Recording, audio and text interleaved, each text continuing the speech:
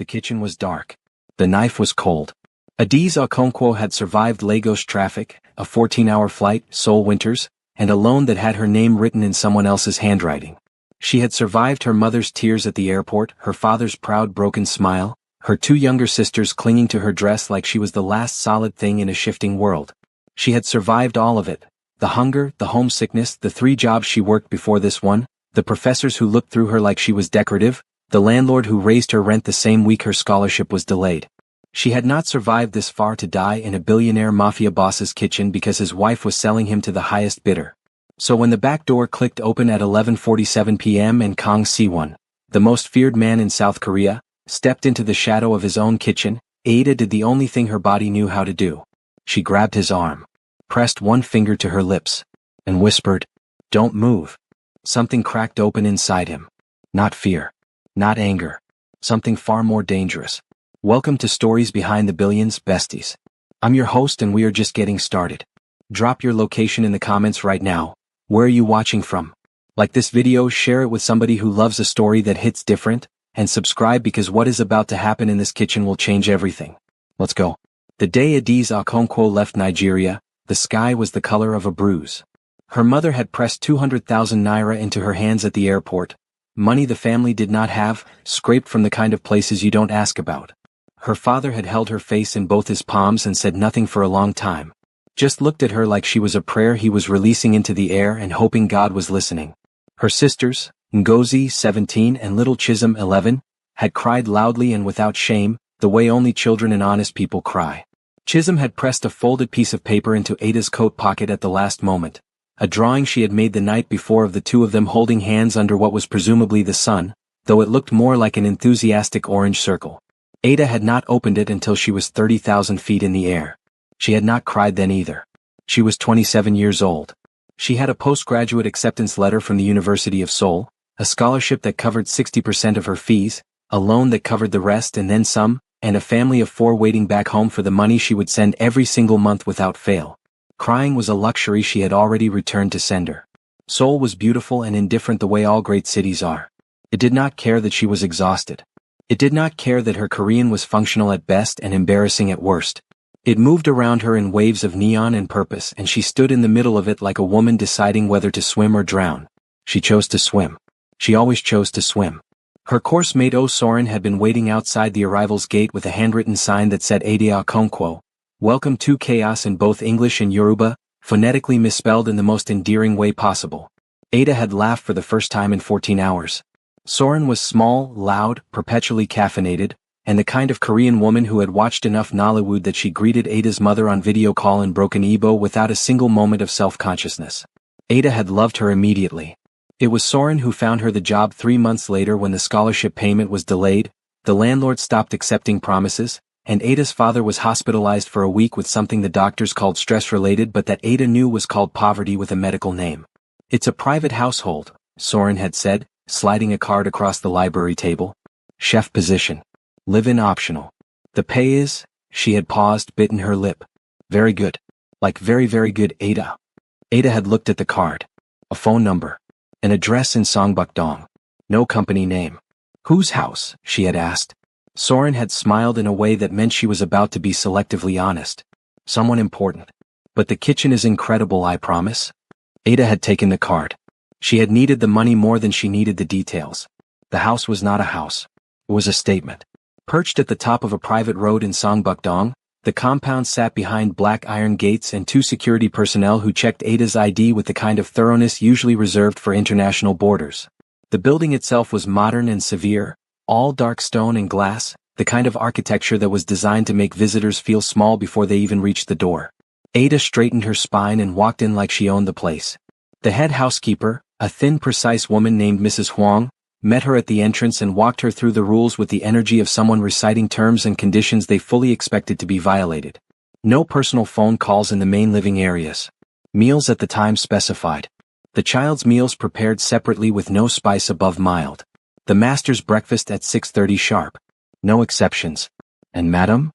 Ada had asked, looking around at the immaculate interior, the kind of clean that felt more like erasure than tidiness. Mrs. Huang had paused for just a fraction of a second. "Madam has her own schedule." Ada filed that away. She met Park Sarah 20 minutes later. Sarah was the kind of beautiful that felt deliberately weaponized, tall, flawlessly put together, wearing the sort of casual outfit that cost more than Ada's monthly rent in Lagos. She had looked at Ada the way people look at new furniture. Assessing utility. Noting placement. Moving on. "You're the chef," she said. "Not a question." "Yes, madam. My husband has specific taste. Mrs. Huang will brief you. Don't overcomplicate things." She turned to leave, then stopped. Her eyes moved to the small container of ground crayfish Ada had placed on the counter, a personal supply she had carried from a Nigerian grocery store 40 minutes across the city because it made her pepper soup taste like home. Sarah picked it up, examined it the way a person examines something they have already decided is beneath them. "What is this?" "A personal spice, madam. It won't be used in the household meals, it's mine." Sarah set it down without replacing it where it had been. A small displacement. Deliberate. "Keep your personal items out of my kitchen," she said. "Of course, madam." "And open a window. It smells." She left, heels clicking across marble like punctuation. Ada stood at the counter for exactly 3 seconds. Then she picked up the container, placed it back exactly where it had been, and did not open the window. It was a small act of quiet resistance. It was the first. Then something small crashed into her legs from behind. She looked down. Kang Junhee, 4 years old, round-cheeked, wearing dinosaur socks on the wrong feet, stared up at her with enormous dark eyes and said in very serious Korean, "You smell like food." Ada crouched to his level. "That is the best thing anyone has ever said to me." Junhee considered this. Then grabbed her hand and began pulling her toward the kitchen like he had been waiting for her specifically. In the cold architecture of that house, he was the only warm thing. Ada told herself not to get attached. She got attached immediately. She did not meet Kang Si-won that first day. She met his absence instead, the empty chair at the head of the dining table, the untouched breakfast she had prepared at 6:30 sharp, the housekeeper's carefully neutral expression when Ada asked where the master of the house was. "He will eat when he returns," Mrs. Huang said. "Keep it warm." He returned at 9:17 p.m. Ada knew because the entire energy of the house shifted. Staff who had been moving at a normal human pace suddenly found reasons to be elsewhere or to stand straighter. Even the air seemed to reorganize itself. She was in the kitchen plating the reheated meal when she felt it. Not heard, felt. The particular pressure of being watched by someone who has not yet decided what they are looking at. She turned her head slightly without turning her body. He was standing in the kitchen doorway. Kang Si-won was not what she had constructed in her mind from the compound's architecture and the staff's careful deference and the cold geometry of the house. She had expected something harder. Something that announced itself. He was tall and still in a dark suit, travel-worn at the edges, with the kind of face that had been lived in rather than merely worn, sharp jaw, heavy brow, eyes that were doing something specific and unreadable as they moved from the plate in her hands to her face and stayed there 1 second longer than a man simply identifying his new employee needed to stay. Ada looked back at the plate and continued plating. "You're the new chef," he said. His English was clean and precise, with the particular cadence of someone who learned it as a tool rather than a language. "Yes, sir." "What is that?" "Doenjang jjigae." Mrs. Huang left the recipe but I adjusted the seasoning slightly. "If that's a problem I can." "Bring it to the study." He was gone before she could respond. She brought it to the study. 40 minutes later she came to collect the tray and the bowl was empty. Completely. The kind of empty that means a person ate not because they were being polite but because the food demanded to be finished. He did not compliment her. He did not need to. Ada walked back to the kitchen with the empty bowl and felt something she had not felt since she landed in Seoul. Like she was exactly where she was supposed to be. She told herself it was just professional satisfaction. She was already wrong about that. It happened on a Tuesday. 11 days into the job. Long enough for Ada to know the rhythms of the house. Who woke when, which doors creaked, what time the security rotation changed at the back gate. She had learned these things the way any woman living alone in a stranger's house learns them. Quietly. Carefully. For her own peace of mind. Si-won was supposed to be in Busan. A 2-day trip. Mrs. Huang had confirmed it that morning. Ada was in the kitchen at 11:40 p.m., prepping the next day's breakfast, because she had learned that 6:30 sharp meant 5:50 for her or the timing fell apart. She worked in near darkness, just the low light above the counter, moving efficiently, her mind split between the task in front of her and the voice note she needed to send her mother before the Lagos morning got too busy. That was when she heard Sarah. Not loudly. The woman was too careful for loud. She was in the connecting living room, the one that shared a wall with the kitchen, and her voice was low and deliberate and utterly certain she was alone in the house. Ada's hands stilled. The February accounts are already redirected. You won't find it for another 3 weeks if we move carefully. Yes. All of it. The Incheon holdings too. Ada did not breathe. Do-hyun, stop worrying. By the time he understands what happened, there will be nothing left to recover. The back door clicked. Ada spun. Kang Si-won stepped through the kitchen entrance in a dark coat, travel bag over one shoulder, the particular stillness of a man who had cut the Busan trip short for reasons he had not shared with anyone. He saw her. She saw him. Sarah's voice continued from the next room, quiet, damning, unaware. Ada moved before she thought. 3 steps across the kitchen floor, her hand closing around Si-won's forearm, solid, immovable, like grabbing the arm of a building, and she pulled him away from the doorway and pressed herself close enough that she could feel the cold still radiating off his coat. Her eyes found his in the dark. Her voice was barely sound. Don't move. She's still on the phone. If she hears you right now, you will lose everything before you understand what you're losing. The kitchen was silent except for Sarah's muffled voice and the sound of Ada's heartbeat, which was frankly unreasonably loud for the situation. Si-won did not move. He looked down at her, this woman with flour on her wrist and fire in her eyes, standing close enough that he could see every anxious calculation running across her face, and something inside him shifted on its axis. Not fear. Not strategy. Something older than both. He listened. Sarah's voice carried clearly through the wall. Account numbers. Do-hyun's name again. A date in March. The words, "He trusts me completely," delivered with the flat effect of someone reporting weather. When the call ended and Sarah's heels clicked toward the stairs, Si-won still had not moved. Ada slowly released his arm. She stepped back. Her face had gone carefully neutral, the particular expression of a woman who has just realized she touched a dangerous man without permission and is now performing calm with everything she has. I apologize for. How long have you known? His voice was so controlled it frightened her more than anger would have. Tonight, she said. Only tonight. He looked at her for a long moment. Something unreadable moved behind his eyes. Then he straightened his coat, picked up his bag and walked toward the stairs. At the doorway he stopped. He did not turn around. Finish the prep, he said quietly, and locked the kitchen door. Ada stood alone in the dark kitchen for a long time after he left. Her hand, the one that had grabbed his arm, was still warm. The next morning Si-won came down at 6:28. Ada had his breakfast ready at 6:25. She stood at the counter with her back straight and her expression professional and her hands completely steady, which she considered a personal achievement given the events of 11 hours ago. He sat. He ate. He did not look at her. She was clearing the juice glass when he spoke. You will not discuss what you heard. Not with the staff. Not with your friend who got you this job. Not with anyone. I understand. You will continue your duties as normal. Yes, sir. Pause. Your contract, he said, is extended indefinitely. With a salary adjustment. Ada set down the glass carefully. I don't need a salary adjustment. I didn't ask what you need. The air between them was the particular texture of two people who had stood very close in the dark and were now pretending they had not. Ada picked up the glass again and walked to the sink. Sir, she said with her back to him, I'm not staying because of the money. The silence that followed lasted exactly 4 seconds. I know, he said. She heard the chair move. His footsteps toward the doorway. And then a pause. Brief and deliberate. She did not turn around but she heard it, the soft sound of something being set down on the counter beside the door. When she finally turned after he had gone, she found her market list from yesterday, which had been sitting in a crumpled ball near the fruit bowl, smoothed flat and held down with the salt shaker. He had straightened it. Such a small thing. Ada stared at it for a long moment. Then she picked it up, folded it carefully and put it in her apron pocket. The house was quiet at 6 a.m. but it was not a peaceful quiet.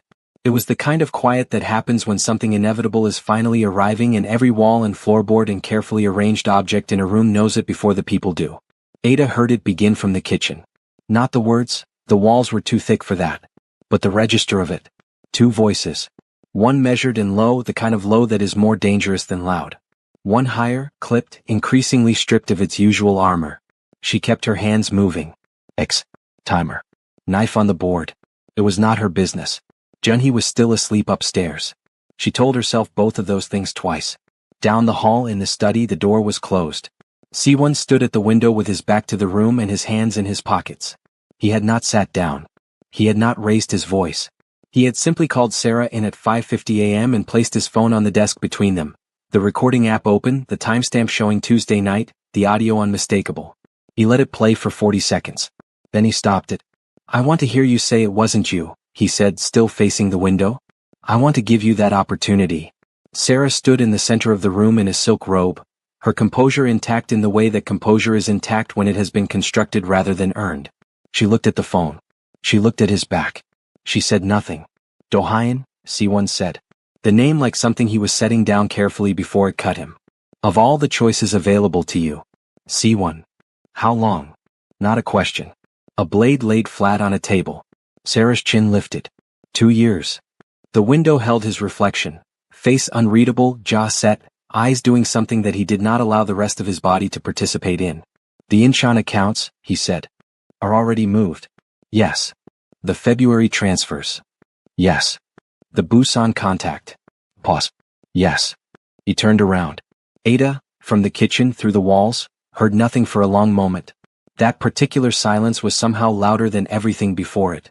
"I want you out," he said. "Today. Before Junhee wakes up." Something finally moved across Sarah's face. Not remorse, something more complicated and more cold. "You can't take my son." "I'm not taking him," C1 said. "You're leaving him. There is a difference and you already know it. I'll fight you." "With what?" His voice did not rise. It simply became more precise. "With the accounts that are now frozen? With Dohayan, whose operation I will dismantle before the end of the month? With the lawyers you were planning to pay with money that no longer exists in the places you put it?" Sarah stared at him. "I gave you everything," he said. Very quiet. "I want you to understand that I know that. I gave you everything and you chose to burn it. That is your right.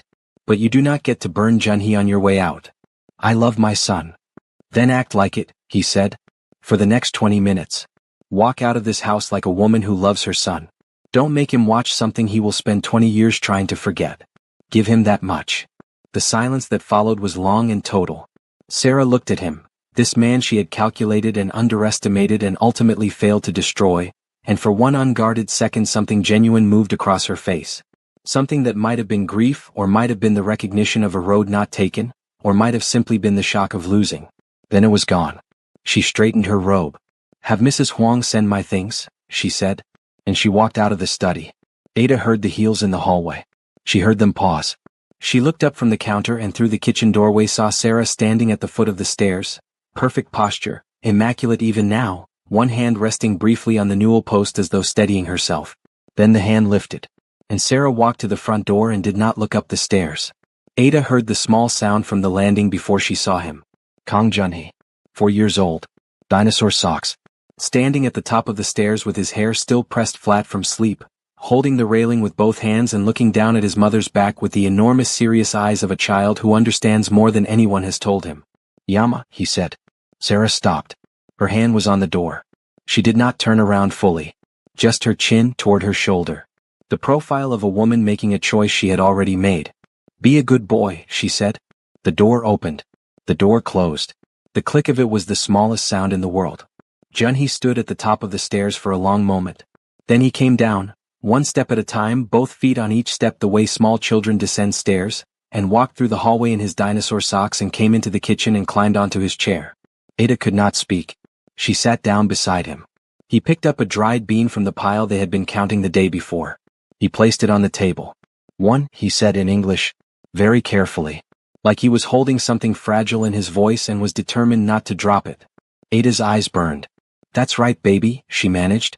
"One." She did not know that C1 had come to stand at the kitchen doorway behind her.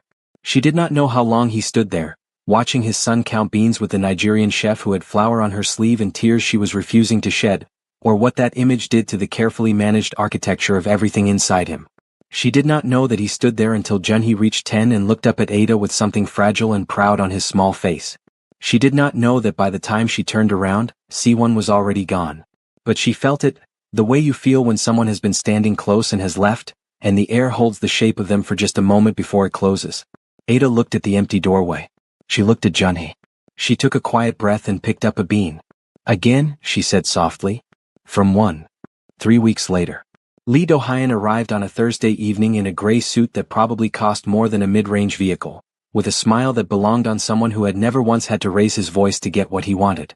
He was 38. Elegantly constructed. The kind of dangerous that introduces itself as charming and only reveals the other thing when it is far too late. C1 received him in the formal dining room. A business dinner, or something shaped like one. Ada had been briefed to prepare a 6-course meal and to remain available for the duration of service. She served the first course without looking up. Extraordinary, Do-hyun said, and Ada assumed he meant the food until she realized his eyes were not on the plate. She kept her expression neutral and withdrew. The second time she came to clear, Do-hyun spoke to her directly. "Where are you from?" he asked. Korean but unhurried. Conversational. As though C1 were not sitting 4 feet away. "Nigeria, sir." "Which part?" "Enugu." Do-hyun smiled. And then he said in Yoruba, clean, practiced, deliberate, "You are very far from home. I hope someone here is taking care of you." The table went very quiet. Ada's eyes moved to his face involuntarily. The Yoruba was not perfect, but it was not accidental. Nothing about this man was accidental. Across the table, C1's hand, which had been resting loosely beside his glass, stilled completely. Not a flinch. Not a shift. A stillness so total and so sudden it was louder than movement. His eyes moved from Do-hyun's face to Ada's and back again with a slowness that was not casual, and when they settled back on Do-hyun they carried something in them that had not been there 30 seconds ago. Something territorial. Something that had not yet decided whether to be quiet about itself. "I take care of myself," Ada replied in Korean and picked up the plate. She did not look at C1 as she walked back to the kitchen. She did not need to. She could feel it. The particular quality of his silence which had shifted from control to something with sharp edges underneath. She could feel it across the room, through the wall, across the entire ground floor of that house. Later, after Do-hyun left and the staff had cleared and the house had settled, Ada was wiping down the kitchen counter when she heard footsteps. C1 appeared in the doorway. He leaned against the frame with his hands in his pockets and looked at her for a long moment. "He researched you," C1 said. "I know. That means he considers you relevant. I'm a chef. In my house. Pause.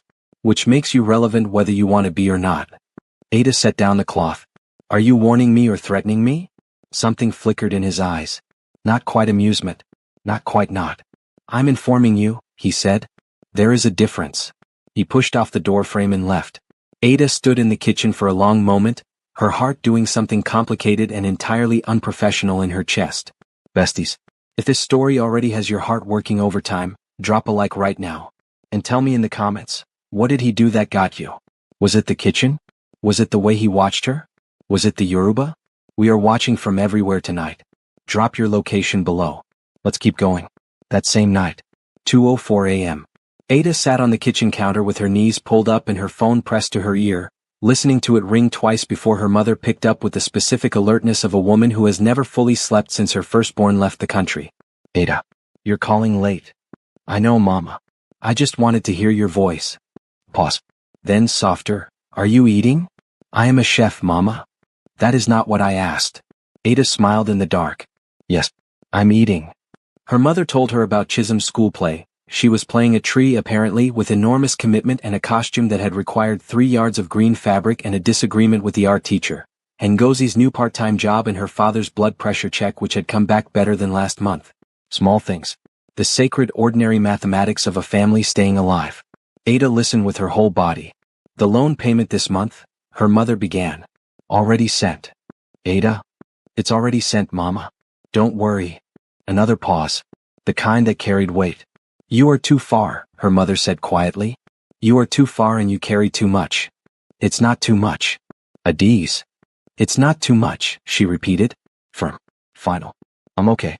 I promise." She stayed on the call for 20 more minutes, mostly just listening.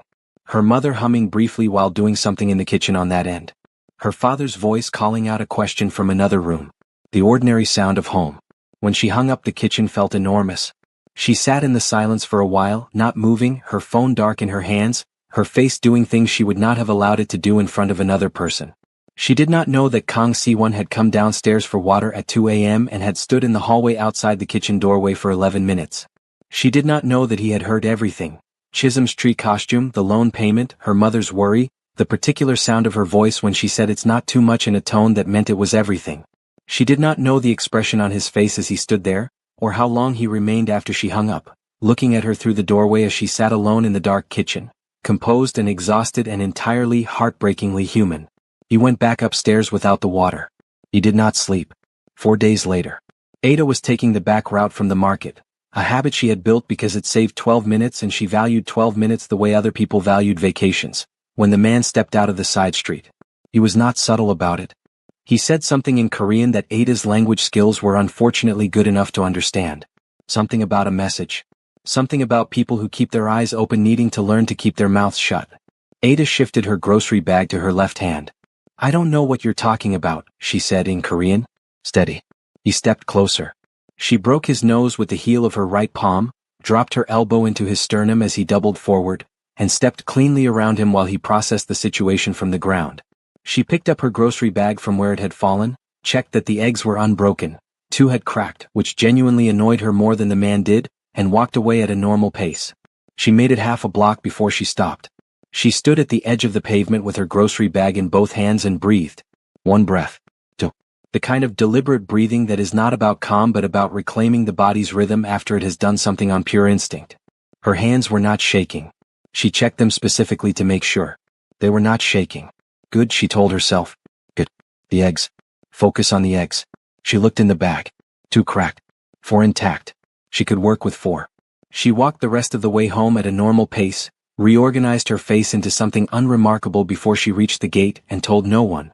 She found out that C1 knew anyway at 10 p.m. that night when she was cleaning the kitchen and he appeared in the doorway and said, without preamble, sit down. I'm working. Adiz. It was the first time he had used her full name. The way he said it, not a command, not precisely but something quieter and more serious, made her sit down. He sat across from her at the kitchen island. Between them, the low overhead light. The quiet house. The specific intimacy of a kitchen at night. It was one of Do-hyun's men, he said. I assumed. You should have called me. I handled it. That is not. He stopped. Something moved through his expression, frustration, and underneath it something rawer that he locked away quickly. You shouldn't have been in a position to handle it. Ada looked at him directly. Then do better at keeping them away from me. A silence. I will, he said. Very quiet. Very certain. Ada looked at his face, the controlled jaw, the careful eyes, the particular quality of his stillness which she had slowly learned to read, and felt the wall she had been maintaining with both hands develop a crack that ran from top to bottom. Why do you care? She asked. Genuinely. Not challenging. Just asking. The question sat between them. He did not answer it. But he did not look away. And somehow that was more of an answer than words would have been. A week later. Early morning. Ada's phone lit up at 6:03 a.m. A bank notification. She assumed it was her scheduled transfer to Lagos and picked it up without urgency. She read it 3 times. Then she sat up in bed and read it again. The loan, the full outstanding balance, every one of the debt that had been sitting on her family's chest since before she boarded the plane, was cleared. Paid in full. Overnight. The reference name on the transaction was a holding company she did not recognize. She recognized the holding company 15 minutes of research later. It belonged to Kong C1. Ada got dressed with the particular efficiency of a woman who has converted shock into fuel, walked downstairs, found C1 at the dining table with his morning coffee and a tablet of documents, and placed her phone face up on the table in front of him. He looked at it. Then at her. You had no right, she said. Controlled. Careful. I did not ask you for that. No, he agreed. You didn't. Then why? He was quiet for a moment. He set down his coffee. He looked at her with the full weight of his attention, that particular quality he had of making a person feel like the only object in a very large room. Because you call your mother at 2 a.m. and lie to her about being okay, he said. Because you send money home every month before you buy anything for yourself. Because you walked into a job in a dangerous house and handled everything thrown at you with more grace than most people I employ with 20 years of experience. Pause. And because the loan should not exist. It was not yours to carry alone. Ada stood very still. Her throat had done something inconvenient. I was going to pay it myself, she said, but her voice had lost its hard edge somewhere in the middle of his speech and they both knew it. I know, he said. You would have. That's not the point. Then what is the point? He stood up. He was taller than she always forgot he was, close like this, with the morning light coming through the windows and the house still quiet and Junhee not yet awake. He was simply, undeniably present in the way that some people are present like a force of nature and you can only decide whether to stand in it or step back. Ada did not step back. The point, he said quietly, is that you should not have to carry it. Not here. Not in my house. Not, he stopped. Something shifted in his expression. Raw and brief and quickly contained. Not while I can do something about it. The kitchen was very quiet. Ada looked at him, this complicated, powerful, privately devastated man who had paid off her family's debt at midnight without asking for a single thing in return, and felt the last brick in the wall between them come loose and fall without a sound. Something moved through her chest then, not gratitude, not precisely, though that was part of it. Something warmer and more frightening. The specific feeling of being truly seen by someone you had been trying very hard not to see back. Her heart was not behaving professionally. She was aware of this. She was also aware of the precise distance between them, close enough that she could see the slight irregularity in his breathing, close enough that the morning light caught the exact place where his careful composure was doing its very best work and barely winning. C1, she said. The name without the title. For the first time. He stilled. She did not know what she meant to say next. She was not certain there were words for it. This thing that had been building in the dark kitchen, in the late-night silences, in the space between don't move and every moment that came after. She took one step toward him. He did not move. But his eyes did, dropped briefly, returned, with a particular quality of a man exercising enormous restraint over something that was becoming very difficult to restrain. Ada, he said. Her name in his voice like something he had been holding carefully for a long time. She was close enough now that she could see the exact moment his control began to fracture. She lifted her hand and placed it flat against his chest, over his heartbeat, which was not, she discovered, as steady as the rest of him pretended to be. He covered her hand with his. The kitchen held its breath. Neither of them spoke. The morning light stretched long and quiet across the kitchen floor. Outside, Seoul was beginning its day with its customary indifference. Traffic, birdsong, the distant sound of a vendor 2 streets over. Inside, the world had narrowed to the size of 2 people standing in a kitchen with their hands over each other's heartbeats. C1 looked at her for a long moment, the kind of looking that is not observation but something more deliberate. Something that has made a decision. He reached up slowly and tucked a loose curl behind her ear. His fingers barely grazed her cheek. Ada's breath caught. She felt it move through her from that single point of contact. Warm and quiet and devastating in the way that gentle things are sometimes more devastating than forceful ones. Her eyes lifted to his. He was watching her with an expression she had never seen on him in all the weeks of mornings and late nights and kitchen silences. Open, unguarded, stripped of the careful distance he kept between himself and everything he could not afford to lose. I don't know what this is, she said. Honest. Barely audible. I know exactly what it is, he said. He lowered his head slowly, giving her every opportunity to step back, to choose differently, to rebuild the wall if she needed it. She did not step back. The rest is the particular private language of 2 people who have been circling something inevitable and have finally, quietly, chosen to stop running from it.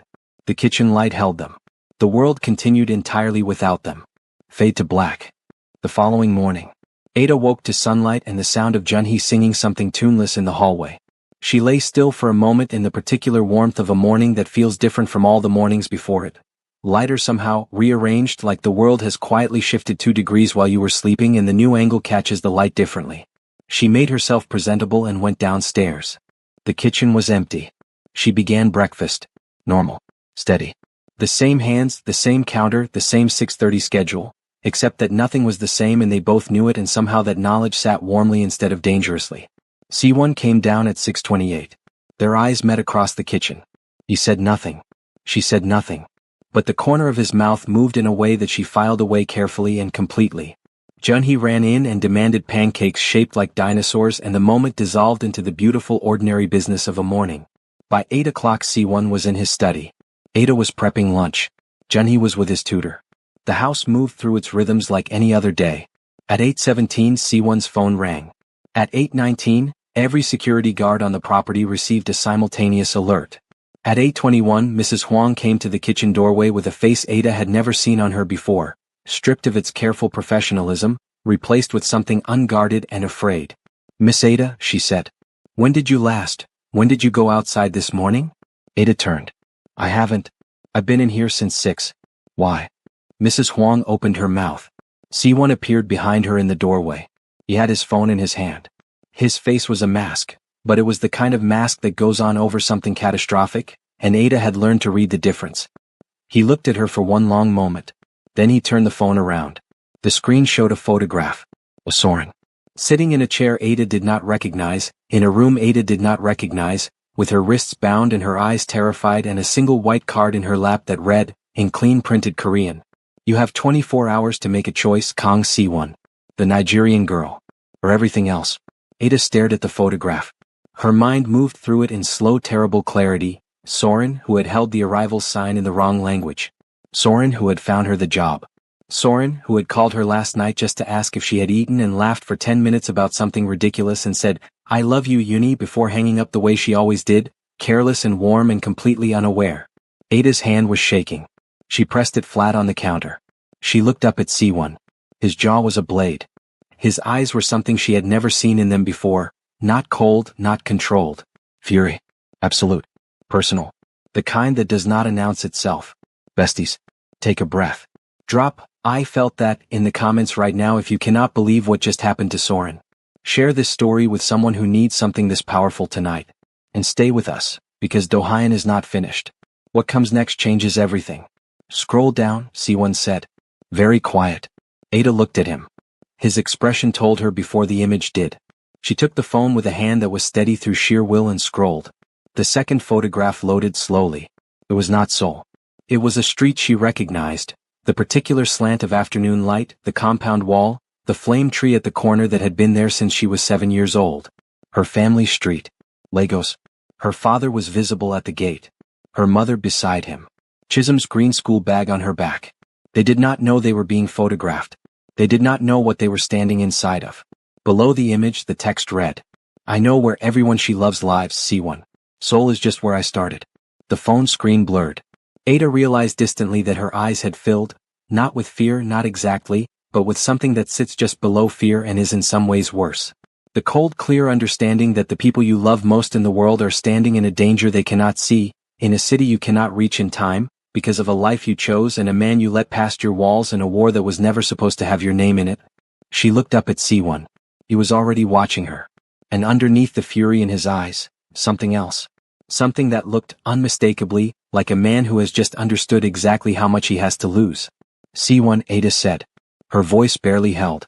He was already moving, phone to his ear, words in Korean too fast and too hard for her to follow, and the house around them had transformed in the space of 3 minutes from pancakes and morning light into something that had teeth and knew how to use them. Ada stood in the kitchen with the phone still in her hand and the image of her mother's compound wall still on the screen and Junhee's tuneless singing still drifting from somewhere upstairs, innocent and ordinary and completely unknowing. The last thing she heard before the world fully shifted was C1's voice, low and certain and final as a door closing on everything that came before it. Find her. Lock down Lagos. And burn everything else down if you have to. But no one touches what is mine. The photograph was still on the screen. Ada's best friend was gone. Her family was in the crosshairs of a war they didn't know existed. And the man she had only just let past every wall she owned was already dismantling the world to protect all of them. Some fires once started do not wait for permission. And Kang Si-won had never in his life waited for anything. End of part 1.